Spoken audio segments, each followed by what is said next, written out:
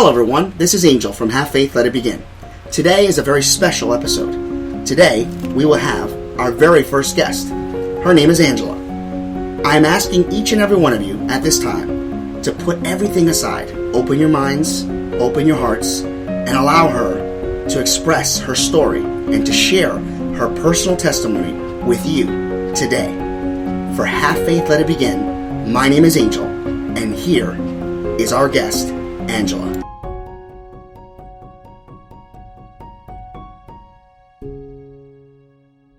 Hello everyone, and welcome to another episode of Have Faith, Let It Begin. I can't believe I'm about to say this. I have finally my first guest next to me. She is to my right, and her name is Angela. Angela, I would like to first and foremost welcome you to our show. It's been a long journey, but we're here. So welcome to Have Faith, Let It Begin. Thank you so much. You're welcome. Now, we were supposed to have you on the show, oh my gosh, a while ago. But, you know, I went through some things and we couldn't get our... Well, it's my fault. I gotta put it on me. It's my fault. But I'm so happy to have you here. Let me just, before you get started into your personal testimony, let's just backtrack a little bit. We met because my niece, who everybody hears, Bella, she's the one that does the... My name is Isabella. She went to 12th Rock, which is where you are a coach. Is that right? Yes, that's correct. Okay, and I went to go see her play one of her last games. Mm-hmm. And at the end, what did they have you do now, just to recap the people? They just had me go through and, talk a little bit about my testimony and how I came to my faith and about my love for the game and, what 12th Rock means to me. Gotcha. And I think I didn't, if I haven't mentioned, it was basketball. Now, the key thing was, to backtrack just a second, what really captured my eye, and we'll talk about 12th Rock later, in another part of the episodes, because this is going to be a series, was the fact that before the game started, you guys prayed before the game even started. And that's, at first, got me, I was like, wow, I've never seen that. Does that happen in all the games? Yes, 12th Rock is a sports ministry, so, it's really about Jesus and faith first. So, they open up that way, and they always share during their halftime as well. So, yeah, they that's really awesome. And I can't wait to talk about that. But I don't want our viewers to have to wait. I know that they've been waiting for you to be here. And to end on that part, she gave a personal testimony right at the end, and that's when I knew she had to be on the show. So, with that being said, I'm going to turn it over to Angela and welcome her on the show. And I encourage each and every one of you to write to us. This is a pre-recorded show because it's her first time, and I wanted to make sure that she was ready and we were able to provide her with a good environment. But remind you to everyone, write to us, angel@havefaithletitbegin.com. You can use our havefaithlig at gmail.com, and you can write to Angela. I will make sure she gets every email, and if she wants to write back, she can do that, of course. So please listen up. This is an amazing story. And with that being said, the floor is yours. Ladies and gentlemen, this is Angela. Again, I just want to thank you, Angel, for this opportunity to share on your podcast, and we can wait and see how it goes before you thank me for sharing. Okay. It was a few months ago when I first shared part of my testimony through a sports ministry called 12th Rock. I had never shared my testimony before, but Greg and Mark, the founders and leaders of 12th Rock, asked if I would share not only a brief testimony, but also share about my love for basketball and what 12th Rock means to me. Simply put, 12th Rock was an answered prayer. I had asked God to help me find a way to combine two of my greatest passions, my faith and sports. Then one Sunday morning, 12th Rock was mentioned at church. Fast forward 3 years, and I'm being asked to speak at the end of the season ceremony. I teach to numerous high school students every single day, but the idea of sharing my testimony to a small group of 9 to 12-year-olds and their families had me a little stressed. It's one of those things you can't really say no to, though, so you say yes, and then you pray you get sick the day you're supposed to speak. Actually, speaking of prayers, as I was thinking about what I was going to say and how I was going to say it, I remembered a prayer jar I started a few years ago. I would write down a prayer and a Bible verse to go along with it, and then place it in the jar. I remembered a specific prayer I had put in the jar. I had written down the verse from 1 Peter 3:15. But set Christ apart as Lord in your hearts, and always be ready to give answer to anyone who asks about the hope you possess. My prayer was, Lord, I pray that you not only prepare me to share my testimony, but also to share the good news of the gospel. for you to use me to help spread your word. Help to give me the strength, courage, and wisdom to speak up and speak out in a kind, loving, and effective manner. So here I was, 2 years after putting that prayer in the jar, wondering why I ever decided to put that prayer in the jar. I remember getting through it and being so thankful it was over, and then heading over to get my water. Then I see this man walking towards me. I'm thinking, I wonder what this guy wants.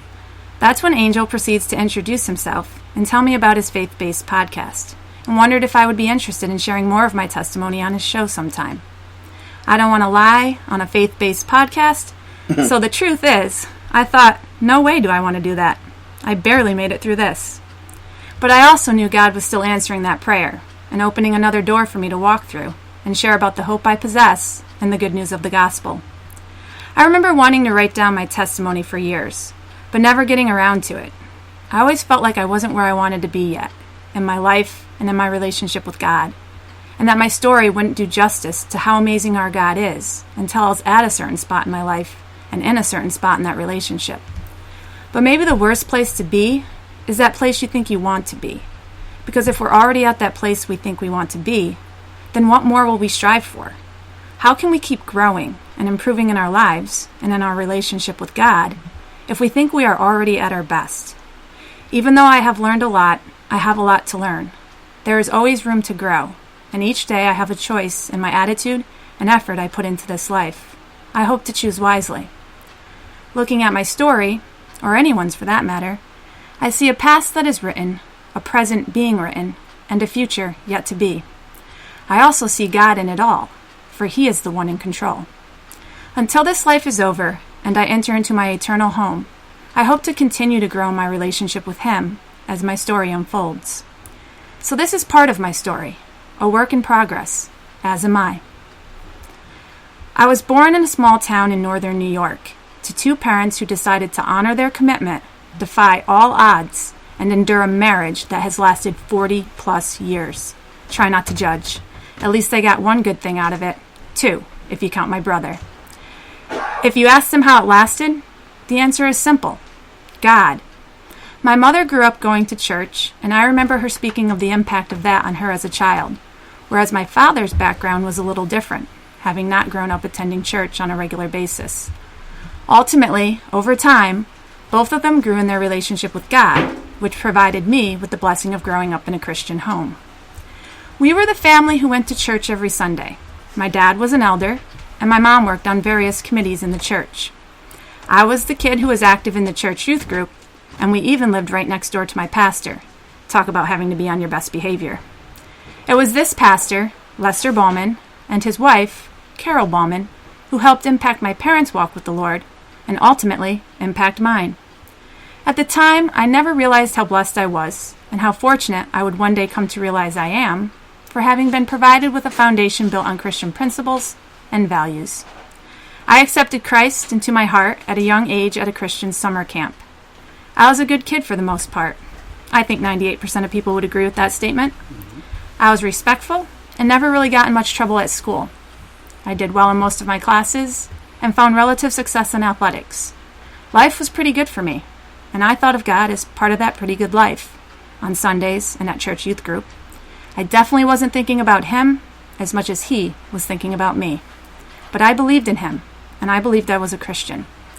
Looking back, I realized I may have known about God, but I didn't really know God. I didn't have a real relationship with Him. When I went off to college, I no longer attended church on a regular basis, and all my focus was on what I wanted to do. Life was all about me.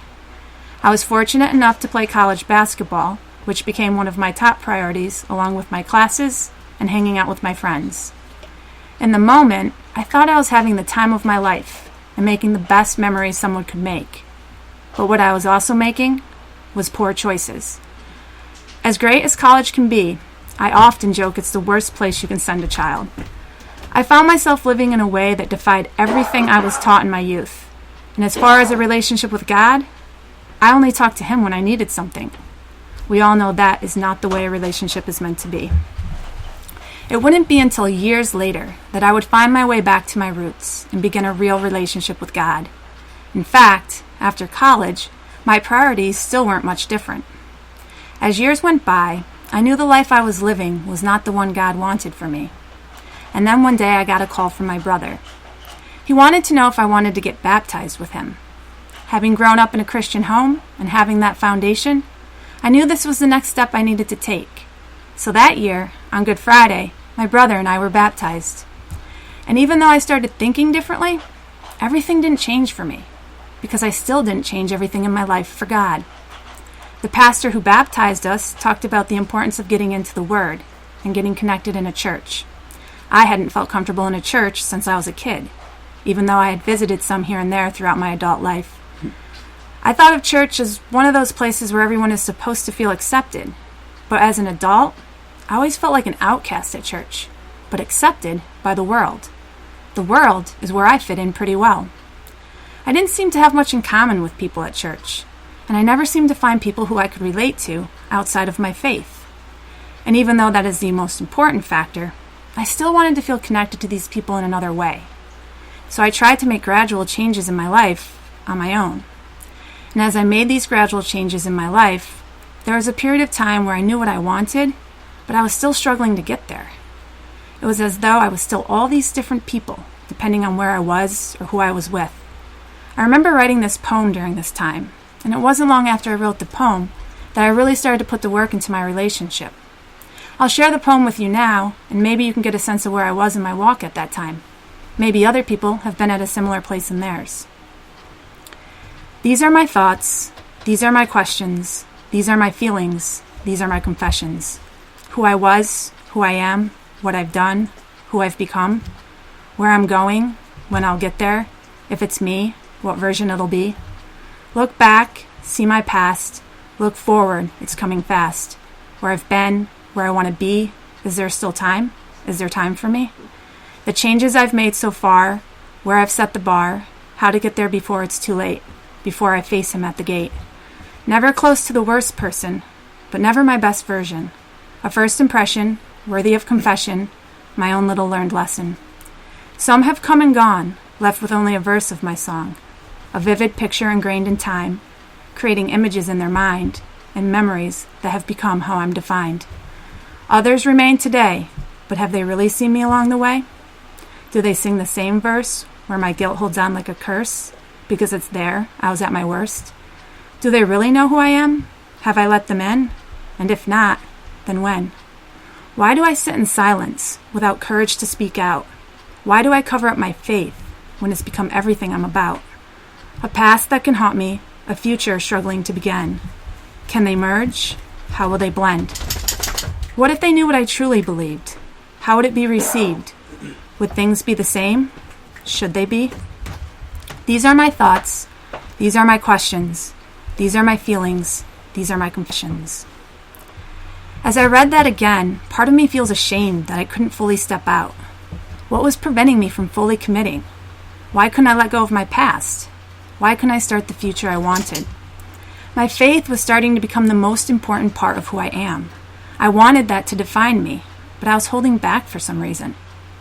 Then I started attending a church and reading the Bible on a regular basis. I started to seek and get to know God. I started to have a real relationship with Him. I didn't just believe in God, I started following God. I think this is the ultimate moment, when we go from simply believing in God to truly following Him and serving Him. There was one specific moment at a spot on a bike trail where I would read my Bible, that I remember praying to God and no longer wanting anything to separate me from putting Him first in my life. I remember calling my mom and being like, "Mom, do you remember the joy you could see and feel in Carol Bauman? I have that joy. I feel that joy." Until you feel it, there's no way to explain it in a way that does it justice. I felt a joy and excitement for my life in a way I had never experienced before. I knew in that moment that my identity was found in Jesus Christ, and I felt a newfound purpose for my life. There was a desire to be obedient and faithful. I started viewing life through the lens of Scripture and found my best days to be the days I was third, behind God and others. I knew I still wouldn't be perfect, and I would still sin, but I knew I wanted to be less like my old self and more like Jesus. I also knew He loved me and had forgiven me, and I needed to love and forgive myself as well. Sometimes this can be the hardest part, forgiving yourself for your past, and even forgiving yourself for times you still fail and make mistakes. But maybe there's a beauty in learning to appreciate the mistakes, because maybe without the mistakes, we would never really be able to truly appreciate the beauty and the better choices. And it was now that I had the desire to make better choices more than ever before. It wasn't very long after that, however, in which I went through a difficult time in my life. And as we know, when we are faced with these challenges, we oftentimes want to ask, why me? For some reason, that question didn't enter my mind. Instead, my first thought was, why now? I had just surrendered and given everything to God. Life was supposed to be great now, but suddenly it wasn't. What was God trying to show me? Why was this happening now? The thing is, we're always going to have questions, and we're not always going to have the answers. But what I came to realize in this situation, like so many others, this was His perfect timing. Not only am I not sure how I would have handled it earlier in my life, but because of the timing, it provided an opportunity to grow and mature in my new relationship with God. There was still some more change that needed to happen in my heart, and pride that needed to be chipped away so some humility could take its place. I spent morning after morning reading His Word, and morning after morning it was like He was speaking directly to me. Every verse I read seemed to directly correlate to what I needed to hear that day, and the closeness I felt to Him carried me through the darkness until He brought miraculous light back into my life. The fact is, we will always face challenges, and it is in these times that God can do His greatest work and reveal His power, love, and mercy. No challenge will be too difficult when God is by your side. Jesus reminds us in Matthew 19:26, "With man, this is impossible, but with God, all things are possible." I have also experienced God's blessings. One of my favorite verses is Philippians 4:6. "Do not be anxious about anything, but in every situation, by prayer and petition, with thanksgiving, present your requests to God."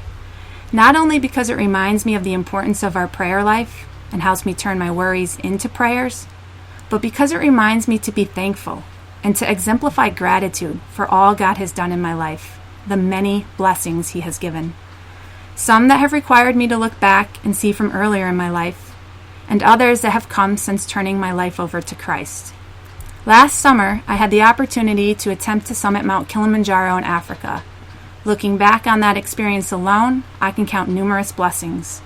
But what I want to specifically mention is the moment leading up to summit night and summit night itself.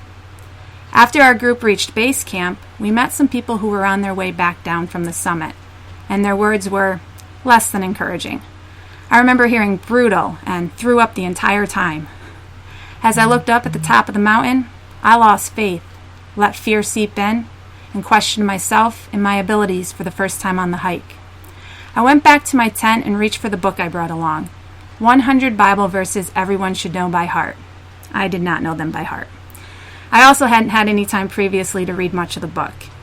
So I opened it up, and God directed me straight to the page with Psalms 56:3. "When I am afraid, I will trust in you." In that moment, I put my trust in God, and He blessed me with renewed strength and confidence. So much of that trip was a spiritual journey for me, a reminder of how I need God in every moment of every day of my life, and how He is always there for us. We just need to trust Him. When I reached the summit, I also reached for my GoPro, which was fully charged when I left base camp. But because of the sub-zero temperatures, it was now at 0% when I went to turn it on. What we cannot forget is that God is always at 100%, and He helped me be able to get the video I desired. Earlier I talked about always wanting to get better and striving for a better relationship with God. I want to strive to be at 100% for God. I wasn't always all in, and it wasn't until I was that my life changed forever. It's not that life became easier, but it became better. In fact, as we know, life can be tough. But we also have so much to be thankful for, starting with God's gift to us. God so loved the world, He gave His one and only Son, so that those who believe in Him shall not perish, but have eternal life. This gift has provided me with peace, joy, and hope. It has made all the difference in this life, and I trust it will continue to make all the difference until this life is over and I enter into my eternal home. May all of our stories be a work in progress, continuing to lead us closer to God and a life filled with gratitude. I just want to express again how thankful I am for answered prayers and for having had this opportunity to share today. Thank you, and God bless. And on that note, we're going to end with, have faith, let it begin. We'll see you tomorrow for part 2. Thank you.